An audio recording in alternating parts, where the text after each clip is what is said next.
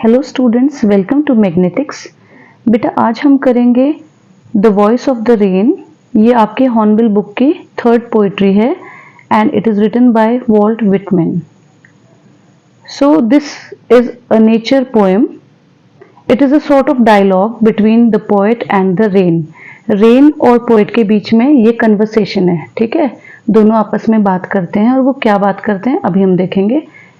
It celebrates the coming of the rain. So this poetry has been divided by me into 3 extracts.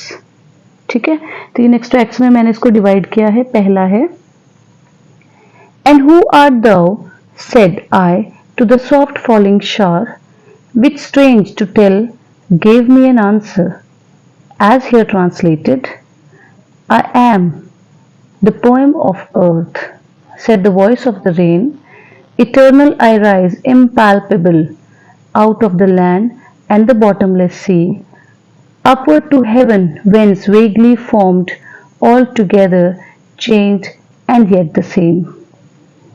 तो इससे पहले कुछ difficult words हैं, देखो। Art मतलब आर, दाउ यू, इटर्नल मतलब नेवर एंडिंग, जो कभी ना खत्म हो, हमेशा चलने वाला। इम्पैल्पेबल जिसको हम टच नहीं कर सकते, something that can not be touched. Whence from where, vaguely not properly, in funny shapes. Now this poem has 2 voices, ठीक है। इस पोएट्री में 2 वॉइसेस हैं, एक तो पोएट की है और दूसरी रेन की, ठीक है। तो the poet asks the gentle rain about its origin and its function. Poet पूछता है रेन से कि उसका ओरिजिन क्या है और उसका फंक्शन क्या है, क्या काम करती है वो। तो रेन इसका जवाब देती है और बोलती है कि she is the music of earth, song of earth. मैं इस धरती की कविता हूं या गाना हूं। It rises unseen and in gaseous form out of the land and the deep sea. इस धरती पे जितने भी पानी के सोर्सेस हैं, उन सब सोर्सेस से मैं वाटर वेपर के फॉर्म में ऊपर जाती हूँ, गैसेस फॉर्म में, है ना। गैसेस फॉर्म तो वाटर वेपर ही है, तो वाटर वेपर के फॉर्म में मैं ऊपर जाती हूँ एंड देन मैं एयर से भी लाइटर हो जाती हूँ और ऊपर चली जाती हूँ। और वहां पे मेरे काफी इरेगुलर शेप्स बनते हैं। क्लाउड्स के इरेगुलर होते हैं ना शेप्स, डिफरेंट डिफरेंट शेप्स के क्लाउड्स बनते हैं और फिर वो क्लाउड्स जो है वो डार्क कलर के हो जाते हैं। जब बारिश आती है तो होते हैं ना क्लाउड्स डार्क कलर के, तो ऐसे ही डार्क डेंस क्लाउड्स हो जाते हैं। एंड देन व्हाट हैपेंस, फिर वापस मैं इसी धरती पे सेम रूप में वापस आती हूँ। सेम रूप मतलब पानी के रूप में वापस आ जाती हूँ। Now next, I descend to lave the droughts, atomies, dust layers of the globe, and all that in them without me were seeds only, latent, unborn, and forever by day and night I give back life to my own origin and make pure and beautify it. So difficult word meaning. Descend का मतलब होता है come down, है ना। Lave, wash, atoms, very small particles, बहुत ही छोटे छोटे particles जो हम माइक्रोस्कोप से देख सकते हैं। Globe, world. सो अब ये जो क्लाउड्स हैं ये क्या लेके आते हैं, रेन लेके आते हैं। एंड ये जो रेन आती है ये क्या करती है, इट वॉश अवे ड्रॉट, जो सूखा हो जाता है ना, सूखा पड़ जाता है, उसको क्लियर करती है। छोटे छोटे टाइनी एटोमीज, डस्ट की शीट्स जो होती हैं उनको धोती है। बिल्कुल आपने देखा होगा बारिश के टाइम सब कुछ नया सा हो जाता है, सब कुछ धुल जाता है, हर एक चीज क्लीन हो जाती है। और रेन के बिना जो सीड्स हमने धरती में बोए हैं वो सीड ही रह जाएंगे, वो कभी भी छोटे छोटे प्लांट्स, पौधे नहीं बन पाएंगे, वो स्प्राउट नहीं कर पाएंगे, वो ग्रो नहीं कर पाएंगे क्योंकि उनको पानी नहीं मिलेगा। तो इसलिए रेन उनके लिए भी जरूरी है। दैट मीन्स लाइफ गिविंग है rain. It performs that noble function, है ना, यही नोबल फंक्शन परफॉर्म करती है रेन, लाइफ देने का। फिर चाहे वो ह्यूमन बींग्स हो, चाहे प्लांट्स हो, चाहे एनिमल्स हो, सबको लाइफ देती है rain. It is born out of the earth and it returns all that water lovingly to Mother Earth. और ये यहीं से, इसी धरती से पैदा हुई है रेन, और वापस यहीं के लोगों को, यहीं के चीजों को, यहीं के क्रिएचर्स को ये वापस जिंदगी देती है। और क्या करती है रेन? एयर को प्यूरिफाई करती है और इस लैंड को ब्यूटीफुल बनाती है ना। बारिश के टाइम हमें पूरी ये जो धरती है बहुत ही सुंदर लगती है, ग्रीनरी हो जाती है हर जगह, सब कुछ बहुत सुंदर लगता है, सारी धूल मिट्टी बिल्कुल हट जाती है, सब कुछ नया सा लगता है।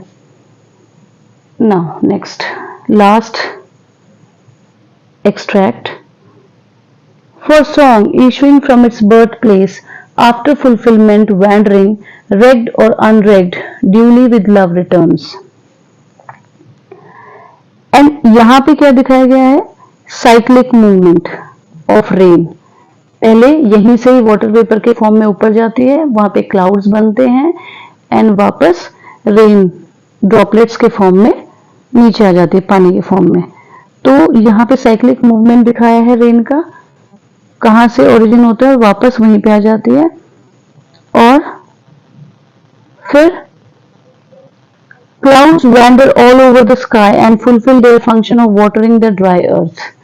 पूरे क्लाउड्स जो हैं वो पूरे स्काई में इधर उधर वैंडर करते हैं, मतलब इधर उधर जाते हैं, एंड देन फाइनली वापस अपना फंक्शन जो है उसका, इस धरती को पानी देने का, इस धरती में पानी की कमी को पूरा करने का, इस धरती को सुंदर बनाने का, यहाँ के जितने भी क्रिएचर्स हैं, जितने भी जीव जंतु हैं, उन सबको जिंदगी देने का अपना काम पूरा करती है।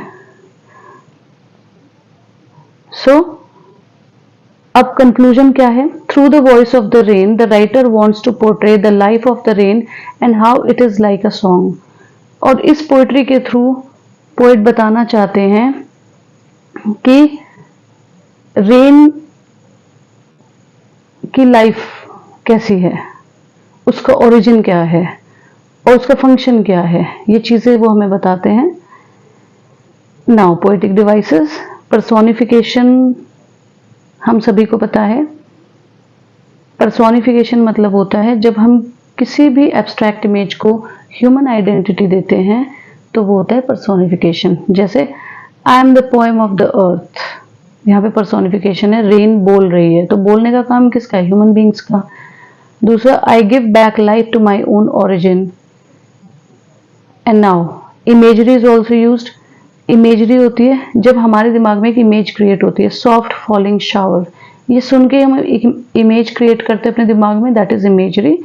Metaphor, I am the poem of the earth, यहाँ पे कंपैरिजन हुआ है, और कंपैरिजन किससे हुआ है? कि मैं इस धरती की कविता हूँ, कविता से, ठीक है, इस धरती की कविता हूँ। कौन? Rain.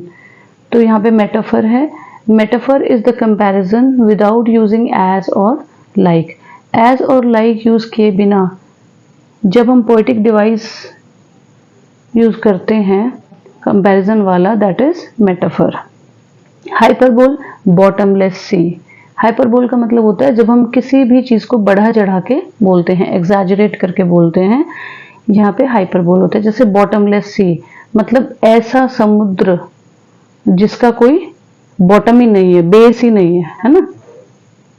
And then antithesis is बिल्कुल ऑपोजिट जो होता है उसको बोलते हैं एंटीथेसिस। अपोजिट वर्ड्स को इकट्ठे यूज करना, जैसे यहाँ पे है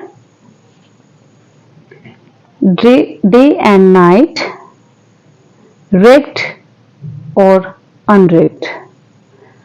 आई होप आप सबको समझ आया होगा। Thank you.